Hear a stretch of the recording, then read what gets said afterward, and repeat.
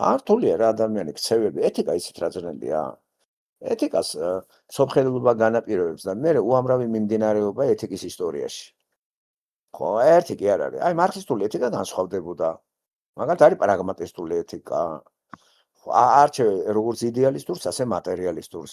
არაფერს წარმოდგენა არ აქვს, გდობ ლაპარაკობთ ჩვენ და რაღაცა ხო დააგრო ადამიან კაცობრიობამ გამოცდილება ამ ადამიანებისა და ეს უნდა რომ შეისწავლონ მე სადა ხარ შენ როგორ ახარ და რა გეკუთვნის ის უნდა მიმსჯელოთ და არა ისე რა რაღაცა ფორმულებით რო ლაპარაკობენ და ყველაფერი რო იცის ახლა რა არის სიყვარული დაждდა და დაგიწყებს ლაპარაკს რა და არავინ არ იცავს მე ამას ადრე ყბადაღებული ის არის ტერმინი საქართველოში მორწმენა და მორწმუნეობა და არიქა მორწმუნეობა რა მორწმუნეობა ეს რო გაწევრიანდი ახლა ეკლესიაში ეგ მორწმუნეობა არის ანუ სექტანტი რომ მივარ და მე ბაპტისტი ვარ ეგ რწმენა სულ რა შოში არის ეს რწმენა ბაპტისტური იმაში გაერთიანდი ორგანიზაციაში მართლმადიდებელი ეკლესიური გახდი მე რწმენაზე ვლაპარაკობ იმაზე კი არა რომ ეკლესია ღვთელთან რო დატიხარ ღვთელთან სიარული ეგ საერთოდ რწმენა არ არის მეგობრებო ეს გახდი მართლმადიდებელი ეს არის რაღაცა შეგდენეს იქა და ამოიღე იქიდან ხატები დაკიდე სახში და სანთელ ეს მე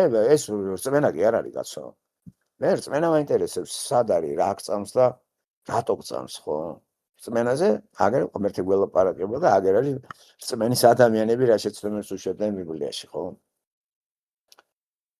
და რაც ირჩევა ტელევიზიით და ინტერნეტის მეშვეობით ძირითადი თემა არის მორალი ეთიკა აი როგორ უნდა მოვიქცეთ და ყველაფერი იცის ამ მაგრამ ისა ფიზიკაზე არავინ არ ლაპარაკობს კვანტურ ფიზიკაზე ვინმე ლაპარაკობს მასიურად ესეთ დარგია რომ აქ უკვე პროფესიონალი ლაპარაკობს ჩახედული რომ დანარჩენები ხმას ვერ იღებენ აი თემებით შე თუ ბავშვობიდან მაინტერესებდა და ძირითადი წიგნები მე რაც წავიკითხე არის ფილოსოფიური ლიტერატურა და ეს არის ეთიკა ესთეტიკა და ეთიკა აი ეს არის ჩემი ლიტერატურის აი ესეთი როგორ გითხარ რაღაცა ჰობი წიგნი თუ ესთეტიკას არ ეხება ეთიკას არ ეხება და ცოტა განხიბლული ვარ.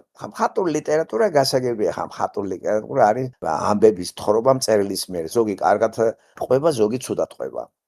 მაგრამ მე მიყვარს აი ესთეტიკაზე წიგნები რა. აი ეგ არის ხალხი რა. აი ძირითადად ფილოსოფიური დისციპლინაა ეს. ესთეტიკა რა სწავლობს, იცით? აი გრძნობით აღქმა სამყაროს მშვენიერების სფეროში. მხატვრობა, ქანდაკება, ადამიანის როლი ესთეტიკურად რო იხილავენ ადამიანს და იმ ფილოსოფიურ განყოფილებაში, სადაც უკვე ეთიკა და ესთეტიკა როგორ წერენ, იცი ფილოსოფოსები, მოაზრონ ესე იგი, იწყებს ესე იგი, იმით გაგაცნობს ესე იგი, ყოფიერებას, ყოფანას, რა არის საფუძველი ყოფიერებისა, მერე მისი აღქმა, შემეცნება, გნოსეოლოგია, ონტოლოგია, გნოსეოლოგია, მესამე განყოფილება არის ესთეტიკა და ბოლო არის ეთიკა. და ესთეტიკა და ეთიკა გამოდის იმ ონტოლოგიიდან, რომელიც წიგნის პირველი ნაწილი არის. წიგნის მეორე ნაწილი შემეცნება. როგორ ვიმეცნებ იმას, რაც გამიაზრა ფილოსოფოსმა, რა არის სამყარო? ხო. აი ჰეგელი, შოპენჰაუერი, პლატონი, არისტოტელე. პირველს არ რას იცით? არისტოტელე რო იცის, რა არის ჩვენ წინ არსებული ყოფიერება, ქართულად. ონტოს, ესე იგი, მოძღვრება ყოფიერებაზე. ყოფიერება რას ნიშნავს? რაც არის, აი რაც არსებული, რასაც ხედავთ. აი ეს მთელი სამყარო. აი ეს რა კანონის ექვემდებარება ამას არჩევენ და მე როგორ შევიმეცნოთ ეს უკვე გნოსეოლოგიას სწავლობს. მე ამ ღირებულებებს აქსიოლოგიას სწავლობს. ღირებულებას ნიშნავს აქსიოლოგია. და ესეთ რა კაი დარგებია ესა? და მოაზროვნები რო გადადიან უკვე ესთეტიკაზე. ანტიკური ესთეტიკა რა საინტერესო არის. ხო, აი გრძნობით აღქმული სამყარო. ხო, რა არის მშვენიერება, რა არის სიმახინჯე ესთეტიკაში. კანტის ერთი ნაშრომი მაგასე ეძღვნება განჯის უნარის კრიტიკა. მას გვაქვს წმინდა გონების კრიტიკა. ეს არის ონტოლოგიაზე და გნოსეოლოგიაზე წიგნი. ეს მთავარი ნაშრომი არის. აი არანაკლები არის მისი მე რო გავდივართ. ეს თუ ვერ გაიგე, უკვე იმ ნაშრომებს, რომელიც არის პრაქტიკული გონების კრიტიკა და განჯის უნარის კრიტიკა, ვერ გაიგებ. იმიტომ რომ დამოკიდებულია იმ მთავარ ნაშრომზე. მთავარი ნაშრომი კიდე არის წმინდა გონების კრიტიკა. აი გონების საზღვრებს რა შეუძლია, როგორ შემოდის. არჩევს ამას ცნებებით, ხო? რატო უნდა კონდეს ადამიანს მარიკა რო კითხულობს შოპენჰაუერს გაოცებულია რა პირველად შეეხო მაგას აი როგორ იცოდა ამ კაცმა ამდენი რაღაცები შოპენჰაუერი უაღრესად განათლებული კაცი იყო მე-19 საუკუნის თქვა აი პირობაზე აი უაღრესად განათლებული აი ყველა სფეროში როგორა ესე ჩახედული ხო და რასაც წერს თავის ხედვა არის ეგ და გასაგებია ვერ გავანადგურებთ კაცს ხო რატო არ ახარ ქრისტიანი ესე მე არ უდგები მაგრამ აი ამ სამყაროში ბოროტინებია ეს შემეცნება თავის თავზე აიღო და ონტოლოგიას იხილავს როგორც ბოროტინების გამოვლენა და ამ ბოროტინების გამოვლენა იმეცნებს ბოროტინების ობიექტივირებული ადამიანი ცოტა რთულად გადმოვეცი გონი ხო ესე იგი სამყაროში არაფერი არ არის გარდა სოფლიო ნება აი ეს არ ითარგმნება ნება ქართულად ვოლია გერმანულიდანაც კიდე არ გადმოდის ესა მაგრამ ქართულში ესე თორემ ნება იმის კი არა რომ ისა ფსიქოლოგიურ ნებაზე არ არის ლაპარაკი აი სამყაროში ესე იგი ეს არის ბრმა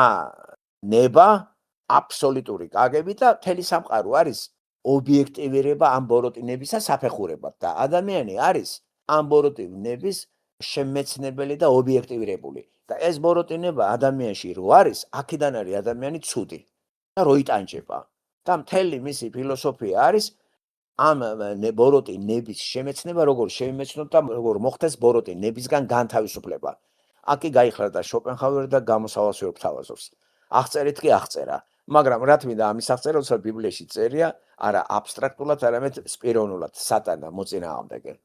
ხვდებით რა უცნაური, ამან ფილოსოფიის ენაზე გადმოიტანა და ამის სახარებაში ღმერთი არ ფიგურირებს ბჭყალებში სახარება. ამის სახარებაში რო გვახარებს თვითონ ახალი რამე გააკეთეს სიძახის სატანაზე არის მთელი ფილოსოფია. სატანა არის ამის ღმერთი და ამ ხრივ როცა აიკითხავთ იცი რა მაგარი რაღაცა არის სად გქონდა ესეთი თავი როცა ბიბლია არ ვიცოდი მე და ამას ვკითხულობდი ვერ ვგებულობდი და რაღაც როგორც სასწავლო რაღაც ისე უყურებდი და როცა უკვე საფრთხო წერილი რა გამაგებინა ბიბლიაში ღმერთი არის მისი მოწინააღმდეგე არის და სამყაროში ადამიანები ესე იყოფიან ზოგნი ღმერთის რაღაც გარკვეული შთაგონებით წერენ რაღაცებს დანარჩენები ძალიან ბევრი ვინც სატანის აი ეს რო გავარკვიე დალაგდა ფილოსოფოს რომელსაც ხელი მოვკიდე და ამ შემთხვევაში არტურ შოპენჰაუერი თლიანად ეს ფილოსოფიის ენაზე სატანაზე ლაპარაკობს. აი როგორც ბიბლიაში მაგალითად ღმერთი არ იყოს და სატანა იყოს. არა და ბიბლიაში ღმერთი არის და სატანა არის პიროვნება 4ჯერ. ძირითადად ეს ღმერთია და ღმერთი გვეუბნება რომ თუ რამე უბედურება გჭირს ეს იმის ბრალია ქმნილება რომელიც შევქმნეს სულიერ საწყისით ის ქმნილება მე ამიჯანყდა და აჯანყებული მოიდომა ადგილი ჩემი და ჩამოვაგდე აქ და თქვენთან შემოვიდა თქვენთან და წაიყვანა ადამი და ევა ამას კიდე ხელი არ შეუშალა ღმერთმა იმიტომ რომ თავისუფალი ნება არჩევანისა დატოვა ადამიანში და ამიტომ გავედით მაგ მდგომარეობაში მაგრამ საბოლოო ჯამში ღმერთმა სატანას კი არ გადაგვაბარა ჩვენ ითავა ეს გამოსყიდვა და ისევ ახლა ჩვენი ნებით უნდა ვაღიაროთ ესა და დავბრუნდეთ ღმერთთან ძალადობა გამორიცხულია ახლა შოპენჰაუერმა როცა ეს წაიკითხა, ხო კითხულობდა ყველაფერს ნაკითხი კაცი იყო. ადგა და რატოღაც აქედან სატანაზე გაამახვილა ყურადღება, არ იძახის სატანას, არ ჯერა არ წამს სამაგენოდ სატანის ადგილზე ჩასვა ნება, ფილოსოფიური კატეგორია, ვოლია. და რა არის ეს ვოლი არ გვეუბნება. უბრალოდ ვოლიის გამოვლინება არის ამ ნებელობის ყველაფერი, ხეში, ქვაში და ყველაზე მაგრად ადამიანში. და უფრო ძლიერად ესთეტიკაში რო გადის მუსიკაში. და მორალში ადამიანი და იხილავს მე ამას და გული გაგისკდებათ რომ ვერცერთ ადამიანს ვერ ენდობი რა და მის ეთიკას რო წაიკითხავთ ვერ ენდობი ვერავის იმიტომ რომ ბოროტი ნება არის მასში და არ არსებობს გიმეგობროს და არ გინდეს დაალაგო მაღალ დონეზე ესე იგი რა მინდა თქვა ზღაპარს არ წერს ყველაფერი რეალურია მაგრამ საფუძველში არის სატანა კი რეალურია ამ ხრივ შოპენჰაუერის ფილოსოფია არის სატანური და ვისაც არ ჯერა სატანისა, რო წაიკითხავს ამას მოიწამლება და შეიძლება მისი მიმდევარიც იყოს. და აქედან ეს იმას კი არ მასწავლის მე რომ გინდა თუ არა სწორია, დამანახა სატანა რას აკეთებს და თან სატანა როგორ მოქმედებს ადამიანში. სიტყვა სატანას არ ხმარობს, არც ღმერთს. სამაგეროდ ყველაფერი ამისგან განთავისუფლება შემომთავაზა ამ ფილოსოფიის თანახმად ინდური ფილოსოფიიდან და შემოიტანა ტერმინი აი ბუდა რომ ნებელობა არის რო გტანჯავს ჩვენ და არ უნდა ვიფიქროთ სურვილები უნდა მოკლათ როგორ უნდა მოკლას სურვილი და აქვს აწყობილი აფორიზმები მაგალითად აი ისეთი რომ მოწყვიტავ კონტექსტ მოგეწონება მაგალითად, ყოველგვარი, ესე იგი, რასაც ვეუფლებით ჩვენ, დაუფლებული საგანი კარგავს მნიშვნელობას და გადავაგდებთ, აღარ მინდა. კარგად ჩანს ეს ბავშვებში. უყიდი სათამაშოს ბავშვს, 2 დღის მერე აღარ უნდა, სხვა უნდა. და აი ეს აყარიც ქვეყნის სათამაშოები, მაგრამ მაინც იწევს მეორე ბავშვის სათამაშოსკენ, აი ეს უნდა. ისეთიც რომ კონდეს, მაინც არ უნდა ეს. იმიტომ ეს უკვე შემეცნებულია და უარესია. დაუფლებამ ხიბლი დაკარგა. გადავიტანოთ კომერციულ ამბავში. ქალს მოეწონა კავა მაღაზიაში, აი ყველაფერს ცდილობს ეს ძლიერი სულაკ იყიდოს, დააგროვა ფული, იყიდა, როგორც კი ეს პირველი დღე არაუშავს, მეორე დღე ნელ-ნელა მესამე დღეს უკვე გარდერობში ის უკვე აღარ უნდა. უფრო მეტი სხვას ჩუქნეს. ესე იგი, ყოველგვარი აი всякая обладание отнимает прелесть, რუსულად გამახსენდა უცებ ეს ქართულად როგორ ვთქვა, ხო? ყველანაირი დაუფლება ხიბს კარგავს. ეს არის აი რომ მოვწყვიტე ახლა ეს აფორიზმი იმ თავარ კონტექსტს ამ სისტემას რომ ახლავს შოპენჰაუერის სისტემას. და ხომაგარი აფორიზმია მოწყვეტილი. მაგრამ ამის უკან იცით რა დგას? ეს გვეუბნება რომ სამყაროში ბრმა გონიერი კი არ არის. ბრმა სოფლიო ნება და მისი ობიექტივაციაა სამყარო. და რომ გაყვები ამ სისტემაში გაიხლართები რა. იმიტომ რომ ჩანს რომ ადამიანი გონებით წერს ამას და თლიანად ეს თვითონ არის სატანის ტყვეობაში და სატანის ობიექტივაცია ასეთი ინტელექტუალური ადამიანი და დაგვიხატა მაგრად სატანა მხოლოდ ფილოსოფიური კატეგორიებით. ეს რომ თეოლოგიის ენაზე ვთარგმნო, მივიღებთ იმას, რაც ბიბლიაში არის. ვინც ასე არ კითხულობს ამას, ეს მწერალი დააბნევს. როგორც დააბნია ჩემი მეუღლე. რო კითხულობდა, მაგრამ უაღრესად ნიჭიერი კაცია, რა გინდა რა? რა მე ნიჭიერი რო ხარ? რა რო განათლებული ხარ და ყველა სფეროს კითხულობ, ყველას უყურებ იმ ბოროტინებით. მაგრამ ბიბლია რას გვეუბნება? ბოროტინებაა სამყაროში. სამყაროში არის კეთილინება. სიკეთის განსახიერება თავად აბსოლუტური სიკეთე ღმერთია, რომელიც არის პიროვნება და ის ქმნის ამ სამყაროს. ასე იწყება ბიბლია. თავდაპირველად ღმერთმა ცადა დედამიწაში. მაგრამ ის არ არის. დროისა და მატერიის მიღმა დგას. ნახეთ, იმთავით იქ მოიაზრება, როგორც თვით არსებული, არავისზე დამოკიდებული. ასე ეუბნება მოსეს, როცა მოსე ეუბნება, მითხარი რა უთხრა, რომ ეტყვიან, რო აგზავნეს, ხო, 3:14 და გამოსულა 3:14. ალმოდებულ ბუჩქს არ დგა მოსე და ღმერთი ელაპარაკება. უკვე კონტაქტში შევიდა. ეს არ არის ჰალუცინაცია. და დავალებას აძლევს. უნდა გავიდეს, ის იქიდან გამოქცეულია და შეშინებულია და როგორია 80 წლის ასაკში გახვიდეთ და 2,5 მილიონი ადამიანს სათავეში ჩაუდგა და წამოიყვანო. როგორია? ფანტასტიკაა. და ეს შეშინებული არის და კარგი მე მითხარი რა ქვია შენო? ხო და ეს ეუბნება რომ მე ვარ არსებული, ქართულად ასე ითარგმნა, იეღოვა ჩემი სახელი. სუში, არსი. ეს ისეთი რამ თავის თავში არსებული, არავისზე დამოკიდებული, სხვა არაფერი არ თუ არა ღმერთი. ეს არის მისი სახელი. ხო? არავისზე არ არის დამოკიდებული. თვით არსებულია, თვით კმარი არის. ამავე დროს არის პიროვნება. პიროვნება კიდე არა, პიროვნება რას მოიცავს ჩვენ პატარა ხო ვართ, აი პატარა ღმერთის აი როგორ სიხარულიცაც ვატარებთ, გაბარაზებაც გვახასიათებს, სამართლიანობა, უსამართლობა, სიკეთე, პიროვნება ვართ ჩვენ. პიროვნება კონტაქტში შედის, მეტყველი ვართ, ასეთია ის ღმერთი. და როდესაც ბიბლიას აი ესე კარგად გავეცნობით, აქ მთავარი ნახეთ რა არის. სად არის აქ ბოროტინება? ბოროტინება როგორ შეიძლება იყოს? ხო და ეს აღმოსავლური რელიგიით გატაცება და მთლიანად ეს გამოაცხადო რომ ეს ინიანი იქაც არის კეთილი და ბოროტების ბრძოლა, მაგრამ ამ შობაჰარობა სიკეთე მოტეხა, ჟარგონით რო ვთქვა და გააბატონა ბოროტება და აი ეს არის რომ წარმოშობს სიტყვას პესიმიზმს და პესიმისტი ფილოსოფოს, ესეა ცნობილი. ხო? ფრანკფურტელი განდეგილი, ზედმეტსახელად ესეა შოპენ რო იტყვიან ამაზე, იმთავით უნდა მივხვდეთ ეს არტურ შოპენჰაუერია, როგორც ვაიმარელი ბრძენს რო იტყვიან, ეს გოეთია. ხო? დიდი ფლორენციელი ეს დანტეა. ეპითეტებით მიხვდებით, სახელი და გვარი არ იცოდე რო იტყვიან დიდი ფლორენციელი, ესე დანტეზეა, დანტეა, იგულისხმება დანტე ალიგიერი. ასევე ეს ფრანკფურტელი განდეგილი, ჩაკეტილი, აი კაცთა მოძულე, ხო, მიზანთროპი. ყველანაირად მისი ფილოსოფია ასეთია. ამის გავლენას განიცდიან მწერლები. აი ესეთი მწერლები როგორც არის თომას მანი, ფილოსოფოსი შოპენჰაუერი და მე განავითარა ეგა. ძალიან მხატვრულ ლიტერატურაში ძალიან მოიაზრება ამის ისე იყვნენ დაავადებული. რუსულ ლიტერატურაში განსა ტოლსტოი და არა მარტო. ესე იგი, ასე შევიდა იგი ფილოსოფიის ისტორიაში, როგორც ფილოსოფოსი, მაგრამ არა ისეთი სისტემატიკოსი და ფილოსოფიის ისტორიაში საბჭოთა კავშირში ამას საერთოდ ყურადღებას არ აქცევდნენ და არ ასწავლიდნენ. გამოტოვე ვოლუნტარიზმი ცალკე იყო, გინება იყო.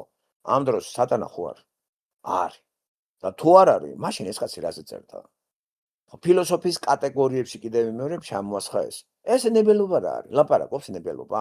ესე იგი, თუ არის მსოფლიო ნება და მისი მე ობიექტივაცი ვარ, მაშინ ის პიროვნება არ არის. მე ვარ პიროვნება. როგორ მოხდა რომ მე მსოფლიო ნების ობიექტივაცია იცით რა შენიშნავს? გასაგანებას, საგანათქცევას. ხო? ობიექტი ეგ არის, ხო? და სუბიექტი. ჩვენ ვართ ობიექტი და ამავდროულად ჩვენი ობიექტი არის სუბიექტი. საგანი როგორც ასეთი ჩვენი სხეულია და აქ არის შემეცნებელი სუბიექტი მოთავსებული. სუბიექტი ქვემდებარია. ობიექტი ბერძნული სხვა ზემდებარია.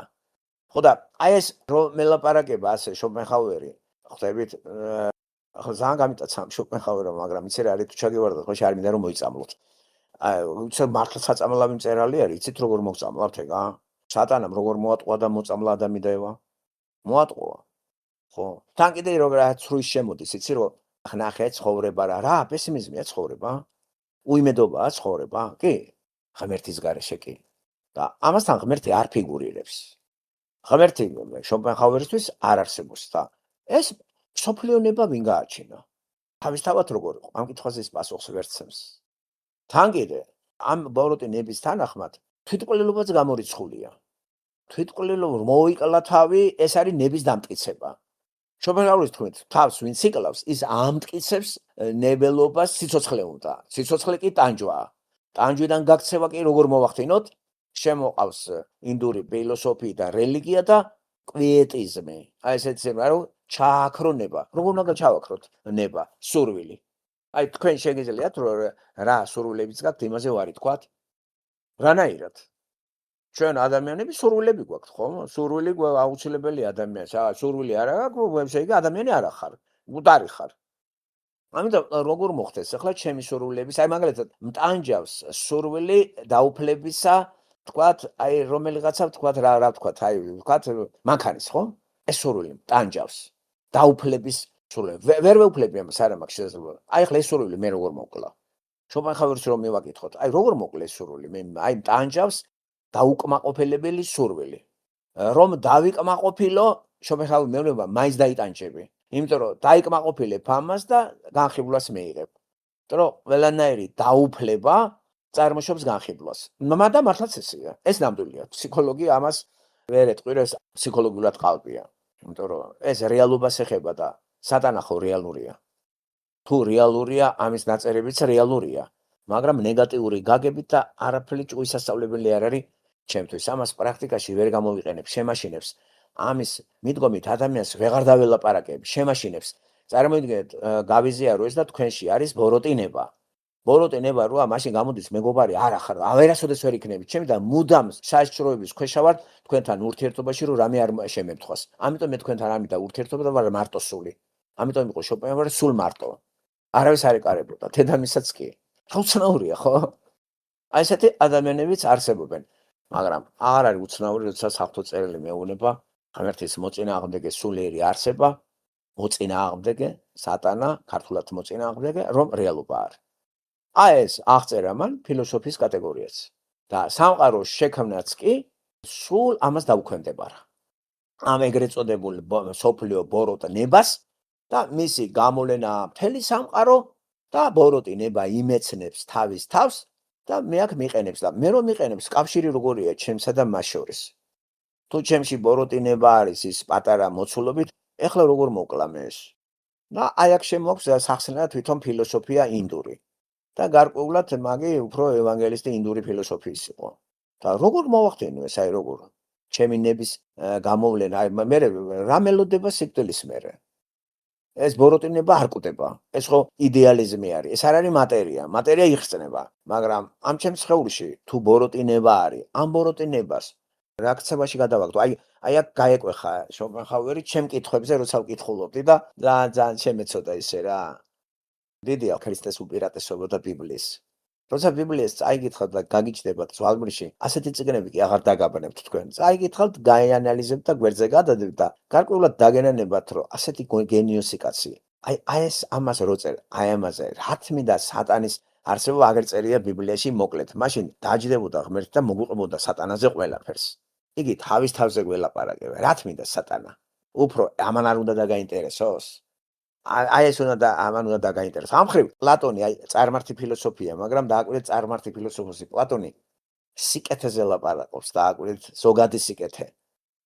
ეს ბოროტნებაზე მელაპარაკება და თან აკრიტიკებს პლატონს შოპენჰაუერი, რო იცოდეთ. პლატონიდან იდეები აიღო, ხო, და მოახდინა მისი კანტისა და პლატონის გარკვეული რაღაცა გამოყენებაც, რო იცოდეთ. ფილოსოფიის ისტორიაში უკვე როცა გაეცნობით, ამას მიხვდებით ამან რა გააკეთა. ისე ცოტა გაუგებარი დარჩება ეს და კაცი მთელი ცხოვრება ამით დაკავდეს გონებით. საცოდაობა არ არის. რა არის მე ამის დედავატირე? გონება მოგცა ღმერთმა. ასეთი ნიჭი გაქვს. ხო, კლასიკურ ენებს ფლობდა ლათინური, ბერძნული, ინგლისურ, გერმანულ, ფრანგულ, ესპანურ, იტალიურს. 7 ენა იცოდა. იცი როგორ სრულყოფილად. ეს არ არის ნიჭი? და რამდენი წიგნი ქონდა წაკითხული? ხო, ბატონო გივეს ჩემი წიგნების წაკითხვა უკურს და მეკითხე შოპენჰაუერის მიგვის. იმასთან შედარებით მე არაფერი არ მაქვს წაკითხული, თუ გავითვალისწინებთ, რომ მე უფრო მეტია საუკუნეში ქვეყანა წიგნები. ვის რა ეშმაკათ უნდა ისახო? ამით კი არ უნდა ვიტრაბახოთ ჩვენ. რას ემსახურება შენი წიგნების წაკითხვა და გონება ვის ამსახურშია? და ძალიან მაგარი შეგეცოდება. ნეტა გარდაცვალების დროს 72 წლისა გარდაიცვალა ეს შოპენჰაუერი. გაცივდა და მაგით გარდაიცვალა და ნეტა მიიღო ღმერთი ამან. ამას ღმერთზე იცი როგორი ცინიკური დამოკიდებულება ქონდა ქრისტეზე. იმიტომ რომ გაცნობილი ვარ ამის 7-ვე ტომს. ხო და აი ქრისტესთან რომ მივიდა, როგორც დებილი ისე წარმოაჩინა ღმერთმა რა. აი ქვაზე არ დაუტო. აი ქრისტეზე სიტყვა დავსე მორჩა. ამის სიბრძნე წყალში გადაიყარა. ამიტომ ვამოწმებ ხოლმე მე ადამიანის გონებას ვამოწმ ქრისტესთან. აბა ამ ადამიანის ქრისტეზე რა ქნა თქვა და ამოქეკავ. თქვათ მარქსი იქნება, ფოიერბახი იქნება, ნიცშე იქნება, შოპენჰაუერი. აი რა აქვს ქრისტეზე? ნუ აქეთ იქით და წარმართები არა. აქეთ პირველი საუკუნის მერე. ყველა ფილოსოფოს ბეკონი იქნება რა. აბა ქრისტეზე რა სიძახის? როგორც კი ვნახავი ქრისტეზე გვერდზე გადავდები, დაპალტონე ხარ რა. იგივე ჯონ ლოკიც კი. ჯონ ლოკი ქრისტეზე რა სიძახს? ბერტრან რასელზე ძლიერი მე-20 საუკუნეში ვინმე იყო? ეს ლოგიკური პოზიტივიზმის, მათემატიკური იმის წარმოება, ძალიან ძლიერი ფილოსოფიის ისტორიის ავტორი, ნობელის პრემიის ლაურეატი. ხო, ნობელის პრემია ლიტერატურაში 4 ფილოსოფოს მისცეს სხვათა შორის, სარტრი, კამიუ, ეს არის კიდე ბერგსონი, ფრანკი ანრი ბერგსონი და ბერტრან რასელი. უცნაურია, ხო? ესეთი ლიტერატურული იმით მოგვაწოდეს თავიანთი ნამუშევრები. აქედან 3 ფრანგია, კამიუ, სარტრი, ბერგსონი. და ეს ბრიტანელი ბერტრან რასელი, რომელსაც დასავლეთის ფილოსოფიის ისტორიის სახელმძღვანელიც დადო. და ქართულ ენაზე არის ნათარგმნი. ხო, ბოლოს არ იყო და ეხლა დაუთარგმნიათ. ეს იცით რა მაგარი კაცი იყო, მაგრამ ქრისტეზე რა სისულელებს ლაპარაკობს. და წიგნიც აქ გითხარით, რატომ არა ვარ მე ქრისტიანიო და არგუმენტები იცი რა მოყავს. აი ღორებს რას ერჩოდაო და ამდენი ღორი მოკლავო. აი ამიტომ არა ვარ ქრისტიანიო. მერე გამოიარა ლევ შეხედა აი მაშა გახმი ناقოფი არა გქონდა. აი რატო არა ვარ ქრისტიანიო. და რა პრიმიტიულად, ნახეთ რა პრიმიტიულად შეხედა. ყველა გაოცდი გიგანტი კაცი ასეთ საკითხებზე როგორ ბავშვით ლაპარაკობს. და არა ვარ ქრისტიანი, იმიტომ რა არის ეს? ხვდებით? არ დაგავიწყოთ ბერტრან რასელი არის. ეს არის ხო? აი ლოგიკოსი ძალიან ძლიერი და რადიო დებატებში როცა დაჯდა ფრედერიკ კოპსტონთან გააშაყირა იმან რა. ასეთი გიგანტი ისეთი კითხვები დასვა ვერ პასუხობდა. უპასუხობდა სისულელეებს. და ეს დიალოგიც ჩაწერილი არის და ჩვენამდე შემონახული არის. რომ გავეცანი, საერთოდ კოპსტონი ძალიან კაი პიროვნება და კოპსტონის ფილოსოფიის ისტორიის 14 თუ 13 ტომია, ხო, ძალიან მაგარი. აი ეს უფრო კაი წესაკითხები, ვიდრე ბერტრან რასელის დასავლეთ ევროპის ფილოსოფიის ისტორია, რომელიც ქართულადაც ითარგმნა. არ ჯობდა კოპსტონის ეთარგმნოთ ქართულებს. ხო. რა ვიცი, თქვენთვის საინტერესოა, ახლა ისე არ გამოვიდეს ეგოისტურად ლაპარაკობდეთ. თქვენთვის საინტერესოა ეს ლაპარაკობ. თუ საგანი თქვენთვის უცნობია, იცით რა არის? ეს იქნება უბრალოდ აი მე შევდივარ ეშხებში საუბრის პროცესში და აი იქნება მსმენელი რომ ამ სფეროში არის და უკვე ისმენს და რაღაცას უკვე გეხმარება კიდევაც თქვათ, აი გარკვეულად დებატებზეც მოდის რაღაცა და გავსებს უფრო საინტერესო გახდი. ძალიან საინტერესოა ბატონო რეზო, ძალიან. ნუ ახლა მესმის კი ეს თქვენი იმიდან. ხო გავერთე, ძალიან გავერთე, მე და არ მინდა თავ შევიკავე, ფარშე გაწყენთ რა. რატო ფერიქით ბატონო რეზო? რატო გამახსენდა ეს იცით? ჩემი მეუღლე ქალბატონი მარიკა კითხულობს სამყაროს ვითარცა ნება და წარმოდგენას მეორე ტომს. და ძალიან ძნელი ტექსტი რო იყო, მეუბნება და აი ეხლა გადახვალ ისეთ ნაწილებზე, რომ ცოტა იქ უფრო ცოტა ამოისუნთქებთ მეთქი რომ ესთეტიკაზე და ეთიკაზე რო იქნება, ხო რა გავიხსენე, რატო გამახსენდა ეს? მორალზე ლაპარაკი. აი აქედან დაიწყო ჩვენი საუბარი და უცებ გადავედი მერე მარიკა და მერე ეს შოპენჰაუერი. მორალი. საქართველოშიც ყველა ეთიკოსი ყოფილა საქართველოში რომ უკვე იციან რა არის სწორი, რა არ არის სწორი, ერი ხა და როგორ გახმაურდა ბიბლიური ჭეშმარიტება, სატანა რო ეუბნება, იქნებით როგორც ღმერთი, სიკეთესა და ბოროტების შემეცნებელია. ხო და მე სწორად ვიყენებთ ამას, იცით რა არის სიკეთე? საიდან იცით? მორალზე ყველა ლაპარაკობს და არა და ყველაზე რთული საკითხია. მორალი ხო ყოველთვის მორალის საფუძველში სოფლმხედველობა არის. და მაგიტომ ვთქვი, აი შოპენჰაუერის მორალს გაიგებს, ეთიკას ის, ვინც მის ონტოლოგიას გაიგებს. და წიგნს რო გადაშლით, ეთიკაზე ლაპარაკი, იცით როდის არის? ბოლოში. თავიდან არის ყოფიერებაზე, გნოსეოლოგიაც არ არის. არის ონტოლოგია. მეორე წიგნი არის გნოსეოლოგია. მესამე წიგნი არის ესთეტიკა. მეოთხე წიგნი არის ეთიკა და ამით თავდება მთელი ეს წიგნი. სამყარო ვითარცა ნება და წარმოდგენა. სამყარო ეს არის ჩემი ნება და ჩემი წარმოდგენა. იძახის შოპენჰაუერი.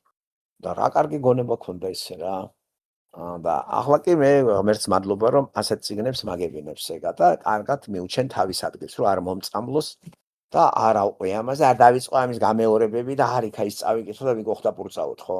ისე კი თუ ღმერთს არ იცნობს ადამიანი ეს წიგნი მოწამლოს. როგორ წამლავს სატანა რა? სატანა რო დამარცხებულია? ასე რომ სურვილების გაქრობა გამორიცხულია. სურვილები ღმერთმა მოგცა, უბრალოდ ღმერთთან მიმული სურვილების რეალიზაცია სიამოვნებას გვანიჭებს. როცა ღმერთთან ვართ ჩვენ და ჩემი სურვილების ავტორი ის არის, ჩემი გონების ავტორი ის არის. რატომ არის ცოტი მაგალითად დავიკმაყოფილე ის სურვილი, რომელიც ღმერთმა მომცა? პირიქით ეს კარგია. როცა ღმერთს მოვშორდებით, სურვილების მთელი იწყება მოდის სატანიდან. და სატანიდან სურვილები რო კმაყოფილდება, საზღვარი ამას არ აქვს და სულ ვიტანჯები. აი ეს თარგმნა ფილოსოფიის ენაზე შოპენჰაუერმა. ასე რომ თავისებური გაგებით შოპენჰაუერი თეოლოგია. იგი ღმერთზე გველაპარაკება, მაგრამ ის ღმერთი არის ბოროტი ნება. გამიგე და ეგეც მორწმუნე არის. ესე ამახინჯებს სატანა ადამიანების გონებას. თუ ვერ იმეცნებთ ბიბლიიდან სატანას, შოპენჰაუერიდან კარგად გაიგებთ სატანა რა არის. არაფერი ტყუილი არ უწერია ისე რა. ეს არის კაცი ძალიან რეალისტი. აი ვოლუნტარიზმი რო იტყვენ, ეს არის არა, ვოლუნტარიზმი. მაშინ დავამატოთ სატანის ნება. ეს დავამატოთ და ყველაფერი ნათელი იქნება. ხო ხართ მორწმუნე? ნება სატანას არა აქვს? ეს არის ქვარი? ხო, სატანის ნებით, ქრისტეს ნებით, ხო იძახით? ღვთის ნება იყოს. არავინ არ იძახის სატანის ნება იყოს. სატანა კი არის. რომ არის ბიბლიაში 4-ჯერ არის როგორც პიროვნება. პირველად ედენის ბაღში გამოჩნდება. მერე აგერ ახალ აღთქმაში იესო ელაპარაკება აგერ მათესთან და იგივე მეოთხე თავი ლუკასთან. ხო? ხო არის სატანა. არის ეს სულიერი არსება, ძალიან ძლიერი. იობთან აგერ ეს 1, 2, 3, 4-ჯერ სულ ცოტა, ხო? 2-ჯერ ახალ აღთქმაში როგორც პიროვნება წარმოგიჩნდება და მიგვითითებს მაგას იესოც გვეუბნება, დავინახე გადმოგდებული სატანა. და არის ძველ აღთქმაში ეზეკიელთან და ისაიასთან. მე-14 თავი ისაიასთან, ხო? ბევრჯერ გავიხსენეთ ეგ. რეალური პიროვნება. ამიტომ მე ვარ ამ დღეში. და რა დაამარცხა მან და ვინ დაამარცხა? ჩვენ ადამიანური ძალებით როგორ შემიძლია, თქვა, ჩემი ცოდვა, ბოროტინებას სინონიმად ვიხმაროთ. ახლა ცოდვა. მე შემიძლია ახლა ჩემი ცოდვილი ბუნება მევე დავძრგუნო? არა. ამიტომ ჩემი ცოდვილი ბუნება ქრისტემ გამოისყიდა. აი ჯვარცმის თელი მისტერია. და აი რატო გვიხარია ქრისტემ რო იზეიმა ჯვარზე ცოდვილი ბუნების დამარცხება და მე აღდგომა და აღდგენილი ქრისტეში ყველა მორწმუნე აღდგება. ესე იგი აღდგომა მაგარი რამეა და აბსოლუტურად ეს ტანჯვა, რომელიც აწუხებდა შოპენჰაუერს, გაამართლა. საერთოდ ეს ფილოსოფია, შოპენჰაუერის ფილოსოფია სატანის გამართლებაა. რაჯანაბაც მინდა ეკა. აღწერა და გამოსავალი ვერ მოწებნა. ვერც მოწებნეთ. ესე სურათს რო დახედოთ, რაც უცნაური ლამაზი ბიჭი იყო და სიბერეთის უმგებსო სატანას დაემსგავსე რა.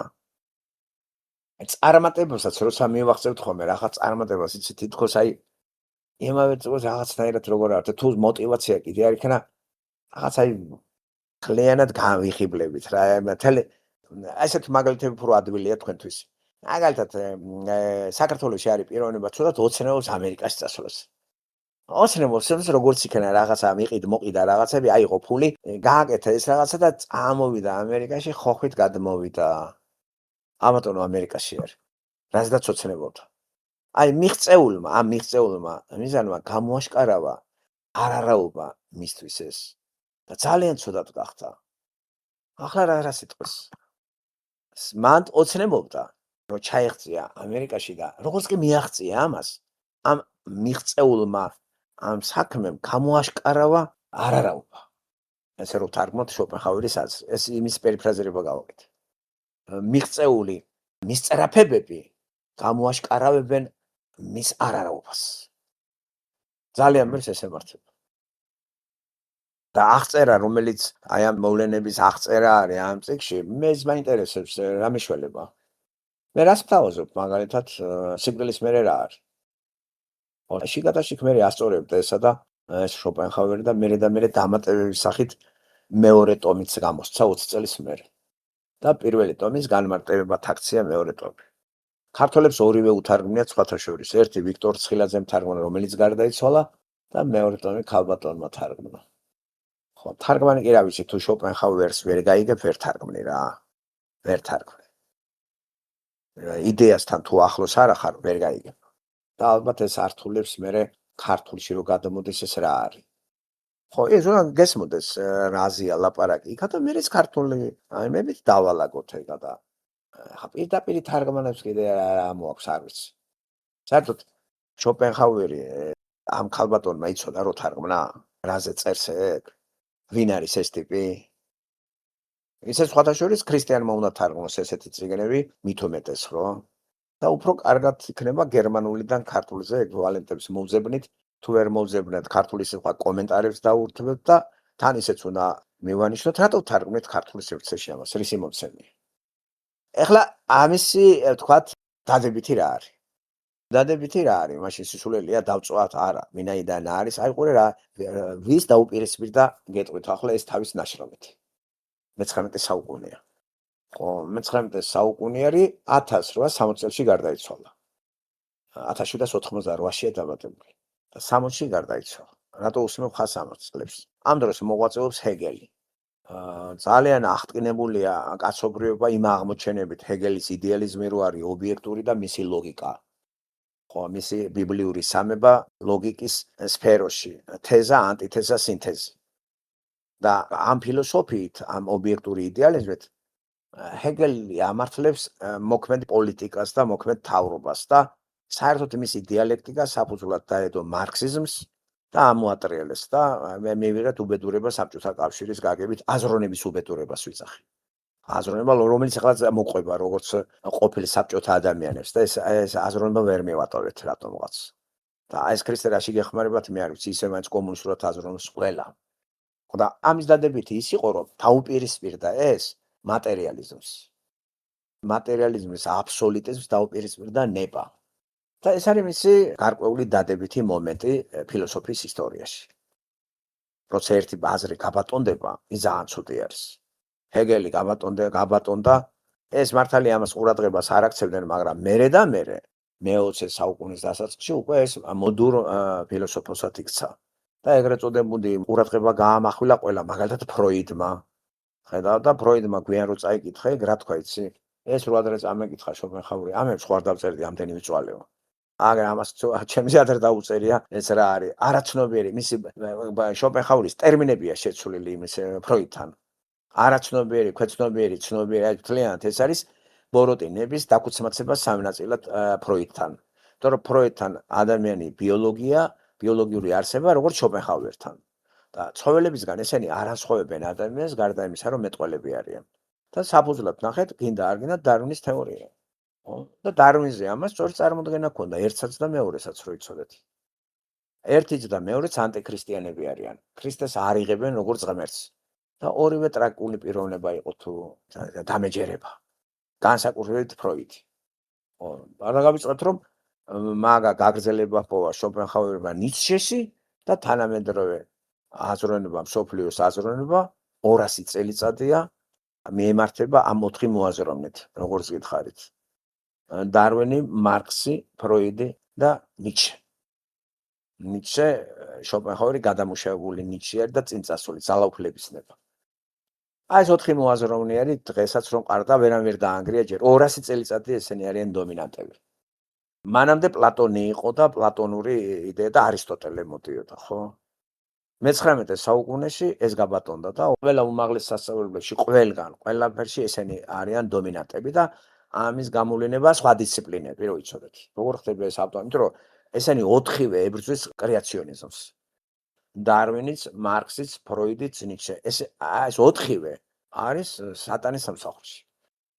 არ აღიარებენ ღმერთს, შესაბამისად სატანაც მათთვის არ არსებობს და ეს უნდა სატანას არ ვარსებობ და მოქმედებს შენით. ამის სწავლა საჭირო და არა ის ახლა რომ ეს აი ეცით რა მაგარი წიგნი, მაგარი წიგნი ხა წიგნს რა აზრი აქვს თუ არ გაიაზრებ იმას შეიძლება საწამლავი იყოს. ხო, რა, ყველა საჭმელი კარგია, მისაღება, საჭმელი მარგად გათვალისწინებული იყოს ჩვენი ორგანიზმი და ჩვენი ჯანმრთელობის მდგომარეობა. ყველა წამალი კარგია? წამალი კარგია გარკვეული ავადმყოფობისათვის. თუ რაღაცა დაავადება გაქვს და მისი შესატყვისით წამალი არ მიიღე, ის თავისთავად კაი წამალია, მაგრამ შენ არ გიხდება. და ჯანმრთელმა რო დალიოს ის წამალი, მოგიხდება? ჯანმრთელზე ის წამალი იქნება საწამლავი. არ იქნება განკურნებისთვის, იქცევა საწამლო და მოგწამლოს. ხორთული საკითხი არის მორალი, აი ანტიკური სამყაროდან, აი მაგალითად სოკრატე რო ლაპარაკობს, სულ მორალზე ლაპარაკობს. საფუძველი მორალიც რა არის პლატონის შემოქმედებაში? ზოგადი სიკეთეა, იქითა სამყაროდან ვართ ჩვენ რაღაცა ჩამოვარდნილები და ეს ჩვენი სხეული არის ციხე, სიბნელე. და სული გამომწყებული ზოგადი სიკეთისგან მილთვის და ჩვენ უნდა ვისწავლოთ და ზოგადი სიკეთეს დაუბრუნდეთ. ეს არის პლატონი ძალიან აი ერთი ფორმულირებით რომ მითხრათ მოყევით რა არის პლატონი. ეს არის თელი მისი ფილოსოფია. აი ორად სამყარო ემპირიული და მეტაფიზიკური. იქით არის ზოგადი სიკეთე და ეს იდეების სამყარო არის. და ყველაფერი ეს იდეები არის რა გამოვლენა იმ ზოგადი სიკეთე იდეისა და ადამიანი კი ამ იდეის ძლიერი გამოვლენაა უბრალოდ სხეული მისთვის ბოროტება და პლატონთან სხეული ბოროტება. ბიბლიაში სხეული ბოროტებად არ ცხადდება. როგორ ბოროტება შექმნა ღმერთმა და ამ ბოროტებაში სული ჩამოათავსა. ხედავთ პლატონი წარმართი ფილოსოფოსია და ღმერთს იგი არ იცნობს. არა და ესეც მოგწამლავს კაცს. ბევრი მოწამლა საქართველოში რო იცოდეთ რა, რო წაიგით რა, მაგალითად ის ანაქირია საწყალი რა. ეს შათირიშვილი მაგალითად. რო გითხო შათირიშვილის ფილოსოფოსია რა. ფილოსოფოსობით ვერან ვერ გადარჩება, გადარჩებათ ქრისტეს მიღებით. ყველა გადარჩება ქრისტეს მიღებით.